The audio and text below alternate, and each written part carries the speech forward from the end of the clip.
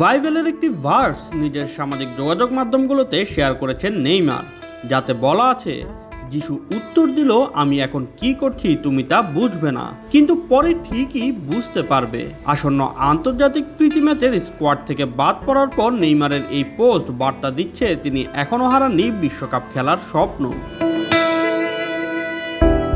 2026 বিশ্বকাপে খেলার আশা নিয়ে আবার বড় ধাক্কা খেলেন নেইমার জুনিয়র। যুক্তরাষ্ট্রে অনুষ্ঠিত হতে যাওয়া প্রীতি ম্যাচের জন্য ব্রাজিল কোচ কার্লো আনচেলোত্তির ঘোষিত স্কোয়াডে জায়গা পাননি সান্তোসের এই ফরওয়ার্ড। মার্চের শেষ সপ্তাহে দুটি আন্তর্জাতিক প্রীতি ম্যাচ খেলবে ব্রাজিল। 26 মার্চ ফ্রান্স এবং 31 মার্চ ক্রোয়েশিয়ার মুখোমুখি হবে সেলেসাওরা। এই দুই ম্যাচই হবে বিশ্বকাপের চূড়ান্ত দল ঘোষণার আগে ব্রাজিলের শেষ প্রস্তুতি ম্যাচ।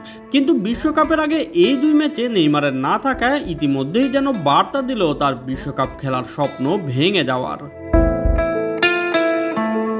দল ঘোষণার পর সাও পাওলোতে এক অনুষ্ঠানে নিজের হতাশার কথা জানান নেইমার।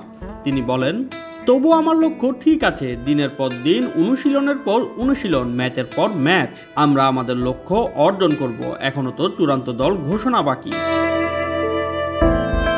ব্রাজিল কোচ আনচেলোত্তি জানিয়েছেন পুরোপুরি ফিট না থাকায় এই মুহূর্তে স্কোয়াডে রাখা হয়নি নেইমারকে।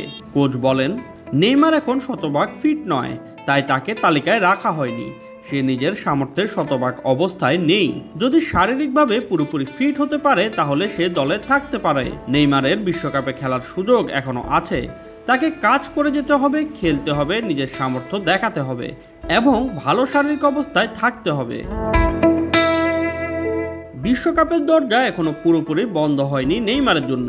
আনচেলোত্তি স্পষ্ট করেছেন, আগামী কয়েক মাসে তার শারীরিক অবস্থা ও পারফরমেন্সের উপরে নির্ভর করবে বিশ্বকাপের চূড়ান্ত দলে সুযোগ পাওয়া।